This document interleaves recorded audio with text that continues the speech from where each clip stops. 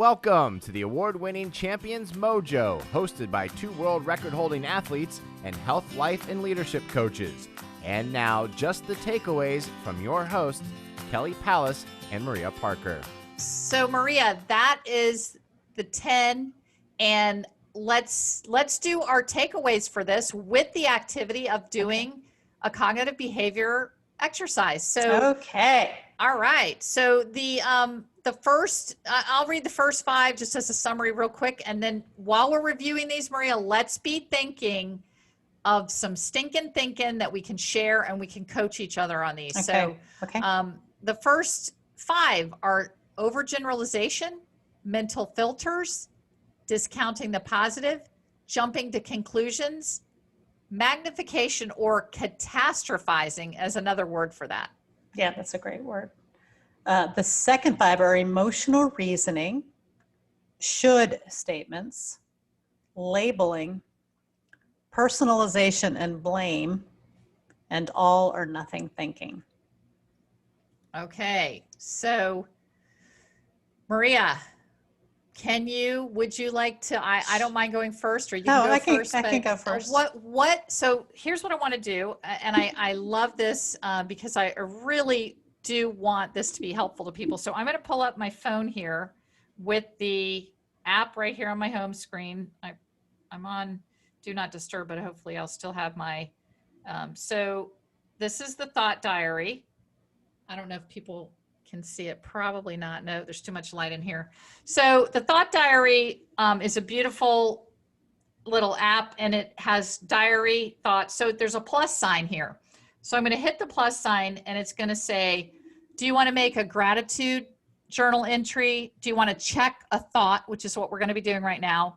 How is your mood? Like if you're clocking your mood, and then the plus sign again is there. So okay. I'm going to check my thought. So I have this little screen that pops up, and it says, what negative thought are you having? And so then I would type that in. So what negative thought are you having, Maria? So I love this because, and I like how they linked it with mood in the app, because generally you want to use this, and it's most productive when you're feeling bad somehow, yes. whether it's anxious or depressed or overwhelmed or whatever. So for me, I'm going to start with this. I'm getting ready to travel, and I'm going to be leaving my husband for a couple of weeks. And one of the things that I do in our relationship that I love to do is I prepare almost all the meals, even the snacks. So like, I'll just, get them all out. And that's a pleasure for me. I like to do it because I like to eat. And so in my conversations with Jim, he said, it'd be great if you could prepare a whole bunch of casseroles and put them in the freezer for the time you're gone. And I thought, yeah, I should do that. That'd be a really loving thing to do. But so the mood has been of like overwhelm and sort of annoyed and mad. And I was thinking like, why am I feeling annoyed with Jim? Why am I feeling kind of sad and overwhelmed? And I thought it's because no. Okay, you have to give the thought. What is the thought? The thought is I should go to the store. I should make a plan, go to the store and make a bunch of casseroles for Jim to eat while I'm gone. Okay. We already know what that is. that is a neutral thought. You have to go beneath that. What is the negative thought that you're telling? How about this is the negative thought? I don't want to go to the store and make a bunch of casseroles. No, the negative thought is, that's good. This is great. The negative thought is, Jim will be disappointed in me and not love me as much if I don't help him have food to eat by making these casseroles and putting them in the freezer. There you go. That's the negative thought. Jim, my husband won't love me if I don't make these casseroles. Okay, so that's the negative thought. Yeah. So you would type that in and say, So you have to type it out. And then there's a beautiful, gosh, I wish I could show this on the screen, but it does. So there's a beautiful gigantic bar after you type your thought. And then it says, does your thought contain negative distortions? And you tap that, and then all 10 of those negative distortions come up. And you get to tap all of the distortions that apply. Tap all the distortions that apply. So, Maria, is that all or nothing thinking? Yeah, absolutely. Okay, so or magnification. Yeah, he's not going to no, love me. I would say it's more We'll magnification than all or nothing. But no, you're gonna check them all. So it is all or nothing thinking. So we're going through them one by one. Gotcha. That's what you do. You go through, you tap them or not. Is it overgeneralization? Maybe. No, I wouldn't say it's overgeneralization. Okay. Is it jumping to conclusions? Yes, absolutely. Is it mind reading? I'm mind reading, which is part of jumping to conclusions. Right? Well, no, it's not part of. Yeah, it is. It is part of it. It's part of. Is it fortune telling? Not so much, but I'm reading Jim's. Okay. I'm reading Jim's mind. Is it magnification of the negative? Yeah, I mean, I think there's part of that in there. Absolutely. It's not really catastrophizing, is it? Well, in some sense, like, oh, he won't love me. Isn't that a catastrophe? I guess it is. It may not be to you, but it is to me. You know what? I'll see, here's the thing, Maria, this is where we can differ. Ready? He's my brother, and I know that he would love me. I know almost I know that there's almost nothing that I could do that Jim wouldn't love me.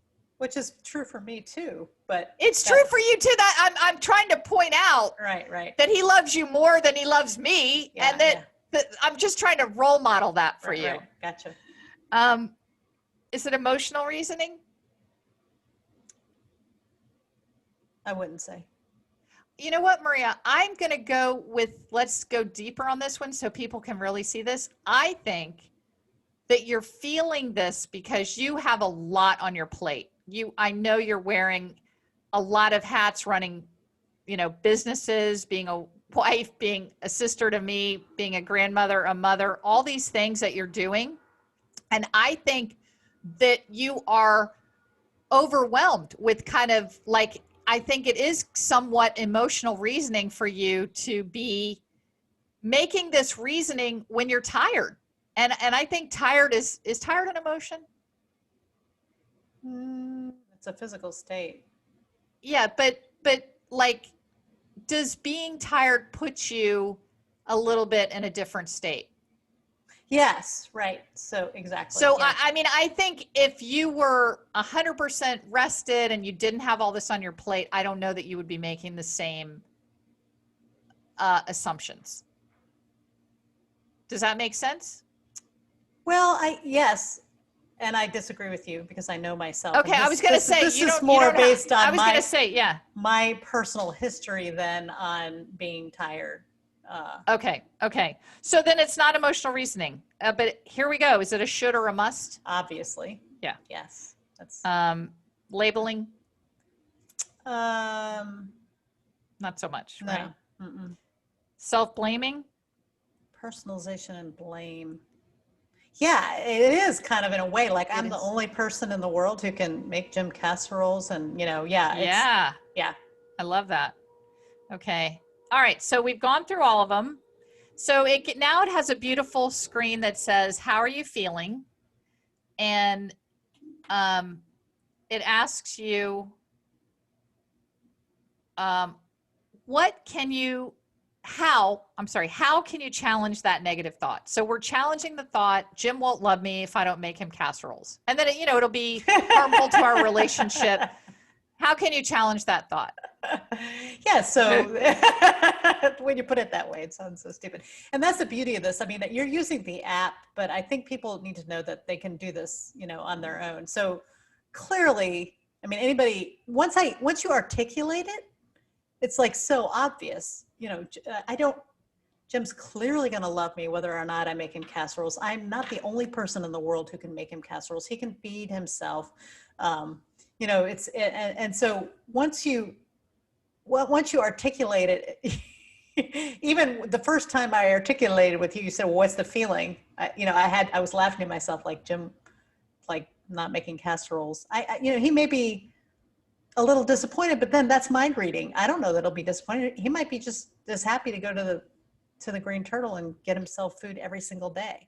You might even have more fun and be like, get outside, and it might be better for him. Yeah, it might be better for him. So it's articulating the feeling and then saying, oh, yeah, and realizing the distortion, the mistake. A distortion's just a mistake. It's like, no, it's probably not going to change the way he feels about me. And on the other hand, it might even be really good for him. I'm being negative. Like, I'm imagining him, digging around for food and not finding anything, but, maybe it'll be fine. On the other hand, it's not all or nothing either. I can just make him one casserole. I don't have to make him 5.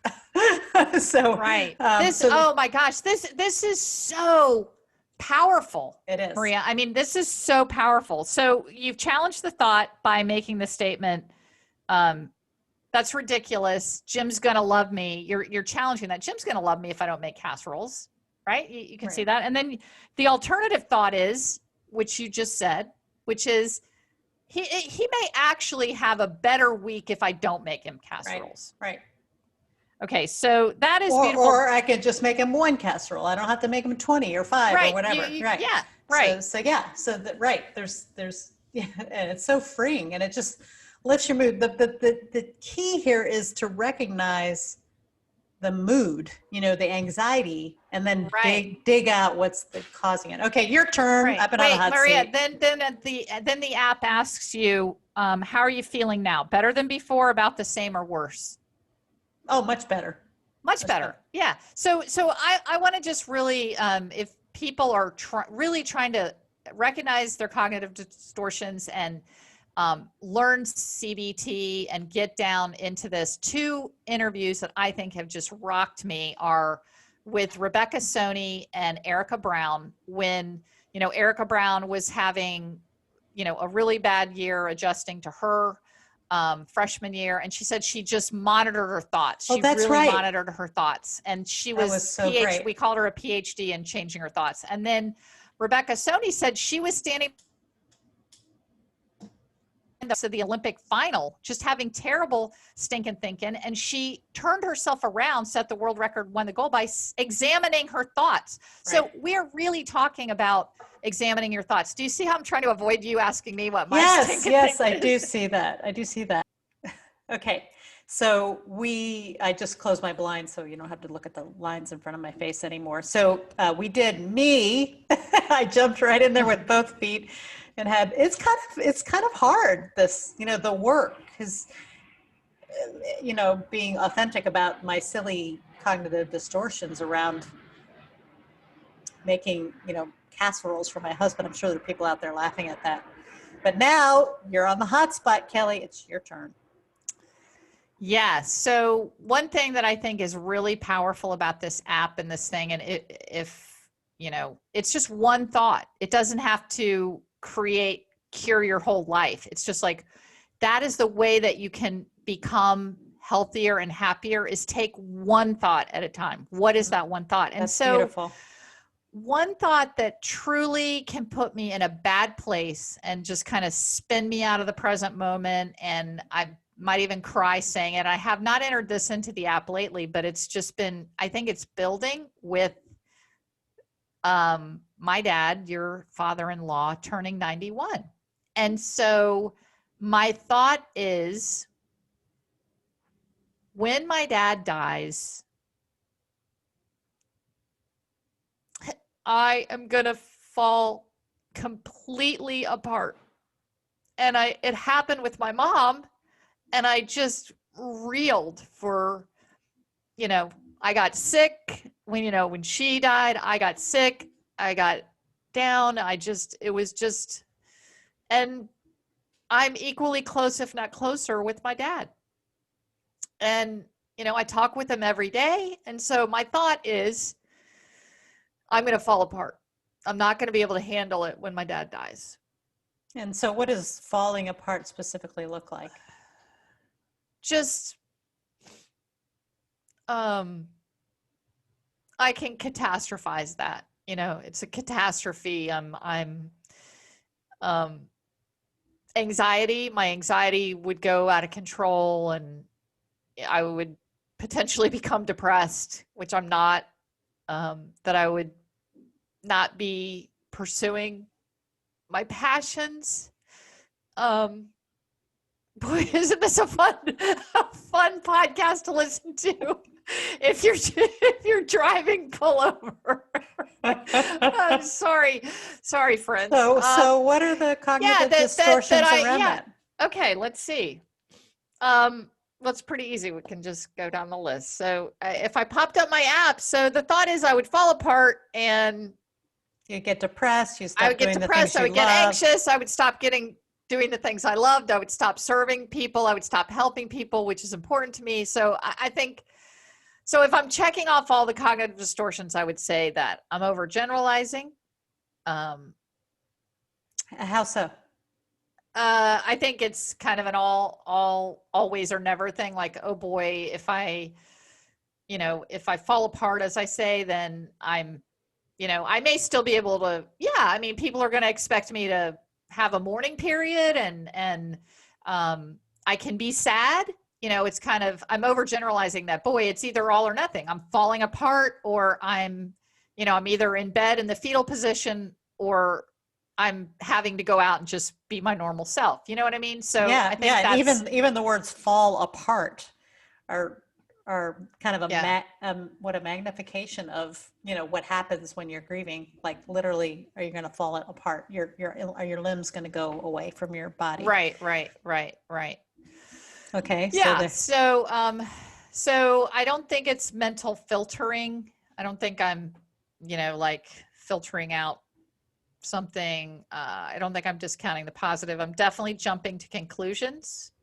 I'm definitely catastrophizing. I'm definitely emotionally reasoning. I mean, you want to hit a high emotion of sadness and fear and all that, and I'm making that decision that, I'm going to fall apart when I'm thinking about my dad dying. So it's like, right. I think it's definitely emotional reasoning. I think it might be a should statement that, hey, buck up, camper. There's no crying and swimming, and I should be strong. I should be able to, like I even have a dialogue with Mark. Like, we talked about this on our walk last night. I said, oh gosh, I so often will call my dad when we're walking, and or when I'm walking alone normally. And I just had a really good conversation with my dad. I told Mark, I said, oh gosh, my dad's doing great. And, he's coming up on his 90th birthday and 91st birthday next month. And so I said, gosh, I'm just so worried about him. And, he's healthy and he's doing well, but he certainly, he has a lot of issues too. He's very old. Yeah, and he's 91. And so, so one of the things that I said out loud was, but he's 91, he's had a great life, and I know it's coming, So it's like, Mark's like, honey, no matter when it comes, it's still going to hit you. So it's like, I'm still even trying to say I should be fine because I know it's coming. So I think it's a should statement. Labeling, am I labeling, making a judgment?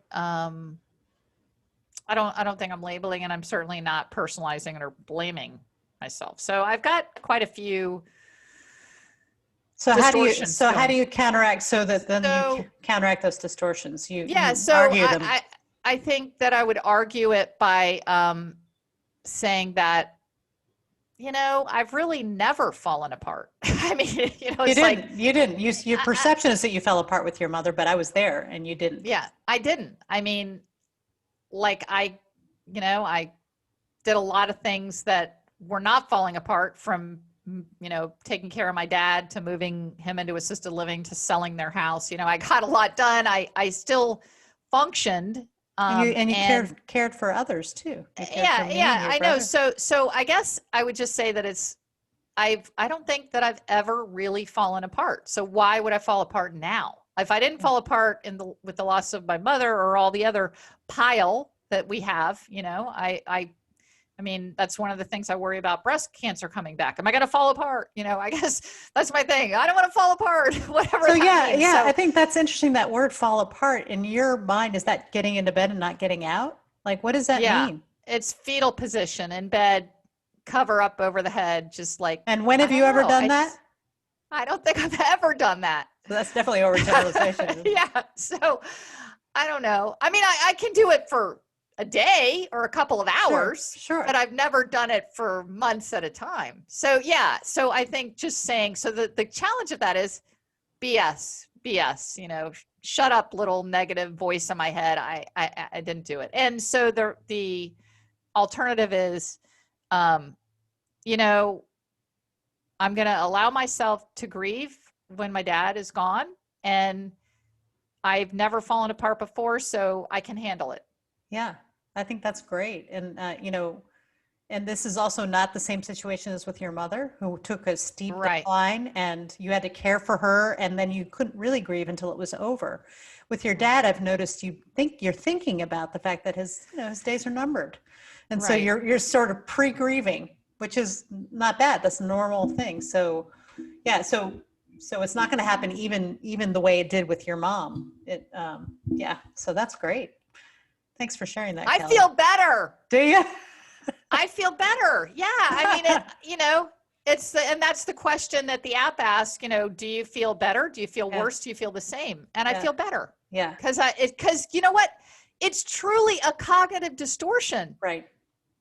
Yours was a cognitive distortion. So I think I hope that you guys, friends, have hung in here because, challenge the thoughts, challenge the one thought at a time. And sometimes you got to be honest, because Maria, your first thought was, I don't want to go to the grocery store and I don't want to make casseroles. That was not the negative thought. Right. It's right. It's identifying, it's feeling the emotion and identifying the thought that's causing the emotion. And I think once you've done that, like I could say the ridiculous thing that Jim will stop loving me if I don't make him 5 casseroles. Then, once I said that, it was done. Oh, yeah.